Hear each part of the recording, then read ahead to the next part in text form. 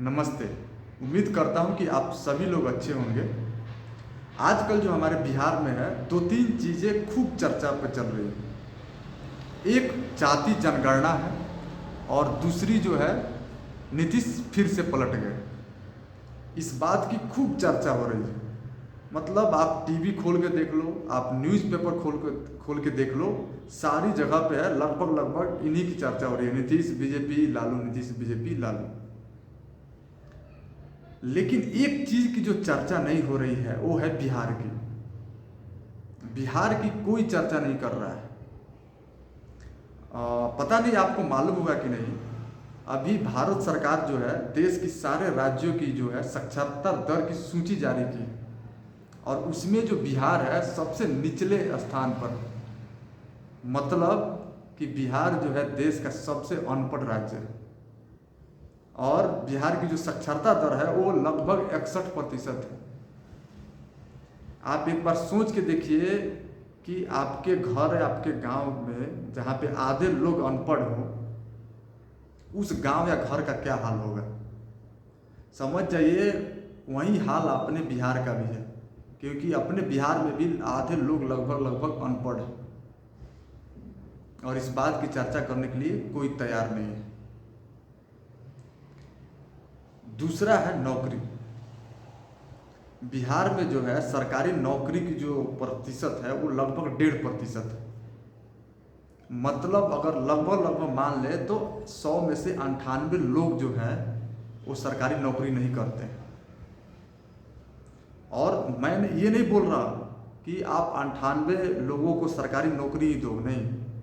ये जो 98 लोग अपने राज्य से बाहर कहीं दूर जाकर नौकरी करते हैं उनको आप बिहार में ही नौकरी दे दो। लेकिन इस बात पे कोई चर्चा करने के लिए तैयार नहीं।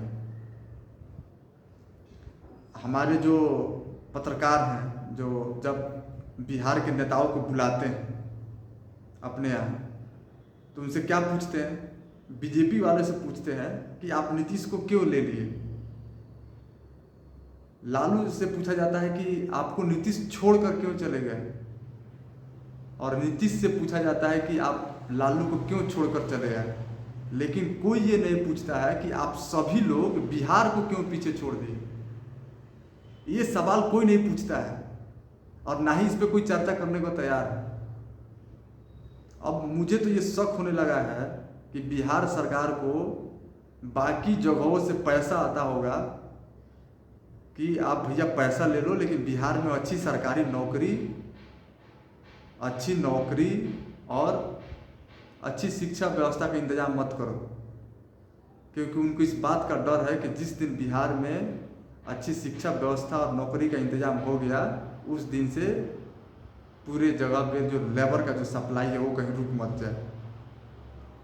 क्योंकि उन सबको मालूम है कि बिहार जो है एक लेबर फैक्ट्री की तरह है। तो मुझे आप सभी लोगों से ही हाथ जोड़कर निवेदन है कि आप अगली बार जब भी वोट देने जाए या भाषण सुनने जाए तो ये देखिए कि वो किसके बारे में चर्चा कर रहा है। वो नीतीश लालू और बीजेपी के बारे में चर्चा कर रहा है और राम मंदिर के बारे में चर्चा कर रहा है, या बिहार के बारे में भी चर्चा कर रहा है।